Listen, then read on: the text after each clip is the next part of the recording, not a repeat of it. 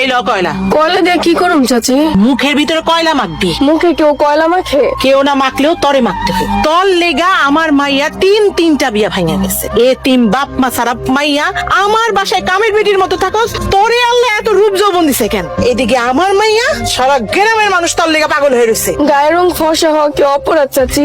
আমি তো কোনো রূপচর্চাও করি নাই। আল্লাহ যদি আমার ফর্সা বানায় এতে কি আমার দোষ, নাকি এতিম বললে আমার সৌন্দর্য থাকা অপরাধ? তোর মায়েও আছিল এরকম, রূপের ঠালার সামনে যাওন যাইতো না। তুই তোর মায়ের খাইছো, তোর লেগা আমার মাইয়ার কপাল পুড়ছে। আমি চাই না আমার শেফালির আর কোনো বিয়া ভাঙুক। তুই কালকে তোর এই ফর্সা পয়া মুখটা নিয়ে সামনে আবি না। এই ধর কলা ধর। এই মেয়ে তো সেই মেয়ে না, আমি তো এর কথা কই নাই। কি ব্যাপার ঘটক সাহেব, ছেলে তো এই মেয়ের কথা বলে নাই? কোনো সমস্যা? আপনার আরেক মেয়ে আমরা দেখতেছিলাম, এই মেয়ে না।